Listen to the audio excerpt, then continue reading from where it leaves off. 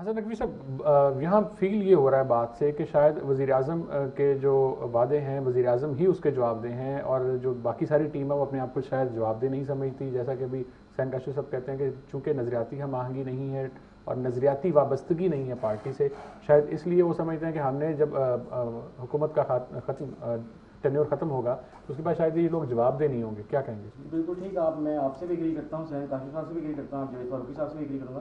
Basically جیسے بھی وزیر نے بات کی ہے قبضہ مافیا کے خلاف سخت ایکشن لیا جائے گا. اس پہ میں ایک ہی چیز کہنا چاہوں گا کہ ہزاروں خواہشیں ایسی کہ ہر خواہش پہ دم نکلی، کیونکہ آپ کے سامنے ہے کہ ہماری جو قبضہ مافیا ہے اس ملک میں، ہمارے ملک کے اندر یہ ریئل اسٹیٹ اور قبضہ مافیا جو سب سے اسٹرانگ ہے، اور اس کے لوگ حکومتی جماعتوں میں بھی ہیں اور اپوزیشن میں بھی ہیں. آپ کے سامنے اگزامپل ہے وزیر اعظم صاحب کے اپنے بہنوئی کی. آج خان صاحب ان کا وہ کیس جو ہے ان کی پلاٹ پہ قبضہ ہوا ہے پی اے سوسائٹی میں، وہ 1983 میں ان کے والد صاحب نے ان کو لکھ دیا تھا. ابھی تک وزیر اعظم صاحب وہی نہیں چھڑوا سکے. بڑی بڑے باتیں بہت دعوے بہت ہیں. جب ایک ملک کا وزیر اعظم اپنے بہنوئی کا پلاٹ نہیں چھڑوا سکتا تو آپ بتائیں خالی دعوے کھوکھلے دعوے نہیں ہیں.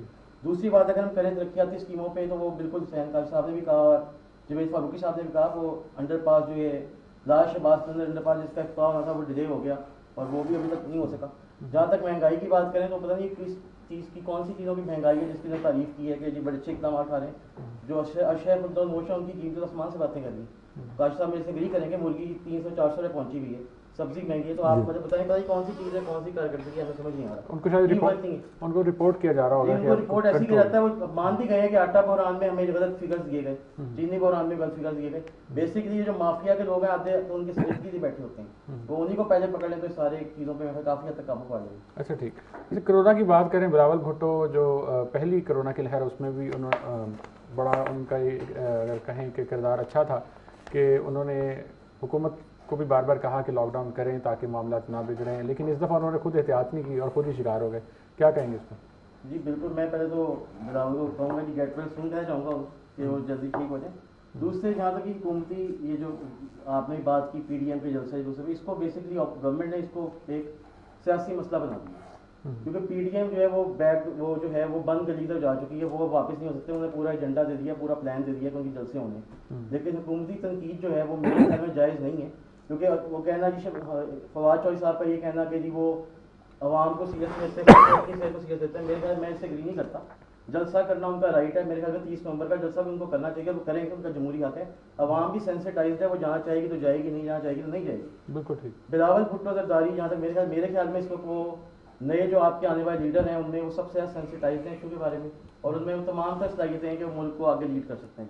ٹھیک ہے. حسن نقوی صاحب، اگر اس طرح کے سینسٹیو ایشوز پہ بھی صرف ضد اور ہٹ درمی کا مظاہرہ کیا جائے تو آپ کیا سمجھتے ہیں کہ حالات زیادہ خطرناک نہیں ہو جائیں گے؟ اور پھر ہم کیسے امپلیمنٹ کروائیں گے؟ جیسے تاجروں کو کہا کہ آپ 6 بجے کاروبار بند کر دیں، تو وہ بھی انہوں نے بھی اسٹینڈ لے لیا. وہ کہتے ہیں جی ہم اس کو نہیں مانتے، ہم 10 بجے تک کاروبار کھلا رکھیں گے. ایٹ لیسٹ اب وہ اس بات پر آئے ہیں کہ شاید 8 بجے تک آپ ہمیں کم از کم الاؤ کریں.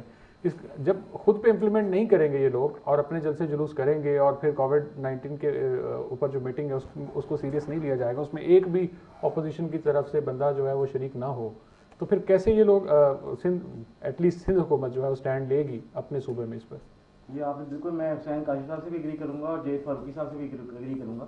آپ یہ دیکھیں نا، بالکل اس وقت دونوں جو اپوزیشن ہے گورنمنٹ ہے نا، ان دونوں کو لچک دکھانے کا وقت ہے، ضرورت ہے.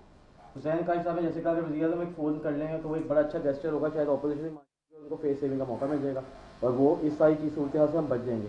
لیکن ہمیں ابھی اس وقت یہ ریئلائز کرنے کی ضرورت ہے کہ سیکنڈ ویو جو ہے کرونا کی بہت خطرناک ہے، اس میں کوئی شک نہیں.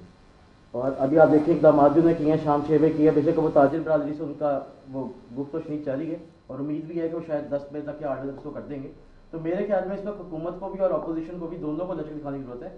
اپوزیشن کو بھی تھوڑا بیک فرڈ ہو جانا پڑے گا، لیکن حکومت وقت کی ذمہ داری ہوتی ہے. اگر عمران خان تھوڑا بڑا پن دکھائیں اور اپوزیشن کو اور ایک میں سب کو بلا لیں، اور سر یہی لچک جو ہے وہ لوگوں کے لیے، تاجر تنظیموں کے لیے، عوام کے لیے ایک ماڈل ہو سکتی ہے. بالکل بالکل صحیح. اگر وزیر اعظم دکھاتے ہیں تو وزیر اعظم کا گراف جو ہے وہ اور عوامی مقبولیت میں ان کی اضافہ ہوگا.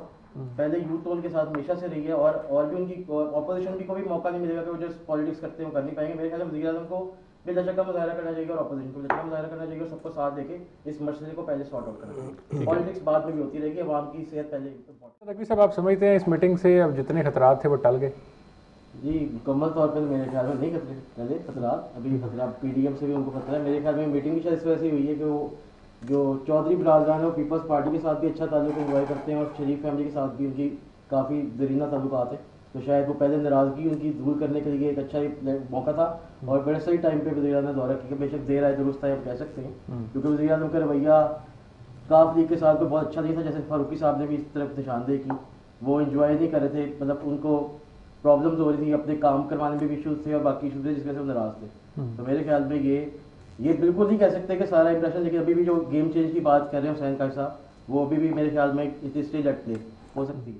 سر حسن نقوی صاحب بات کر رہے ہیں کرکٹ کی، اگر دورہ نیوزی لینڈ بڑی خوش آئند بات تھی، ہماری ٹیم وہاں گئی کھیلے گی، کرکٹ کے بحالی کی طرف جا رہے تھے پوری دنیا، لیکن یہاں پر ایک ٹریجڈی یہ ہوئی کہ پاکستان کے اسکواڈ میں سے 6 ارکان کا کرونا ٹیسٹ مثبت آ گیا. کچھ یہ بھی کہا جا رہا ہے کہ جو ہمارے اسکواڈ میں لوگ شامل تھے انہوں نے کوئی پروفیشنل ایٹیچیوڈ نہیں اپنایا، پروٹوکول کی بھی خلاف ورزیاں کی گئیں، اور اب شاید نیوزی لینڈ کی جانب سے یہ بھی کہا گیا ہے کہ ٹیم کو واپس بھی بھجوایا جا سکتا ہے. کیا کہیں گے اس پر؟ جی بڑی سیریس انہوں نے وارننگ دی ہے، کرکٹ بورڈ کے چیئرمین سی او سے بھی ان کی بات ہوئی ہے.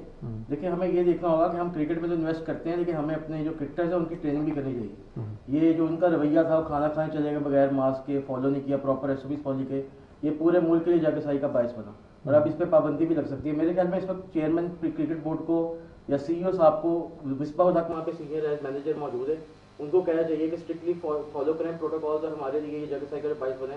اس کو کوئی فیس سے بھی تھوڑی ہو اور معذرت کر سکتے ہیں ہم اس کے بارے میں، کیونکہ اگر دورہ ختم کرتے ہیں تو پاکستان کے لیے بہت بدنامی ہوئی کرکٹ کی. ابھی ہم نے جو اچھا نام کمایا تھا PSL کی اچھے انعقاد سے، ایک اچھا امیج ہمارا پورٹری ہو رہا تھا پوری دنیا میں، وہ خراب. حسن نقوی صاحب آپ کا کیا موقف ہے کہ مودی کی جو پالیسیز ہیں وہی جلتی پر تیل کا کام کر رہی ہیں؟ جی بالکل، آپ بالکل ٹھیک ہیں، لیکن اس میں ہمیں دیکھنا ہوگا کہ بھارت ایک طرف دعویٰ کرتا ہے کہ وہ ایک سیکولر اسٹیٹ ہے، لیکن جب ہم وہاں پہ انگریزوں کا حال دیکھتے ہیں، چاہے وہ کشمیر مسلمان کے اوپر مظالم ہو یا سکھ برادری ہو جس کے اوپر وہ برسوں سے ظلم ڈھا رہے ہیں، میرے خیال میں اس پہ اقوام متحدہ کو اور انٹرنیشنل کمیونٹی کو بھی اپنا رول پلے کرنا چاہیے. اور بھارت کا چہرہ بری طرح بے نقاب ہو چکا ہے. کشمیر میں جیسے ہمیں دیکھا ہوا لیجسلیشن لائے قبضہ کیا، اب یہ سکھوں پہ ظلم ڈھا رہے ہیں اور بڑے عرصے ڈھا رہے ہیں. میرے خیال میں تو یہ بھارت کا چہرہ بے نقاب ہو گیا، اور اگر انٹرنیشنل کمیونٹی اس میں اپنا رول پلے کرے تو شاید یہ قابو پایا جا سکتا ہے. بھارت کی اپنی سلامتی کے لیے بھی بہت اس وقت مشکلات ہیں. بھارت کی اپنی سلامتی کے لیے خطرناک ہے، کیونکہ ان کی وجہ سے جو ڈیسیژنز لیے گئے وہ ان کا کوئی اچھا امیج نہیں گیا پوری دنیا میں. بالکل ٹھیک.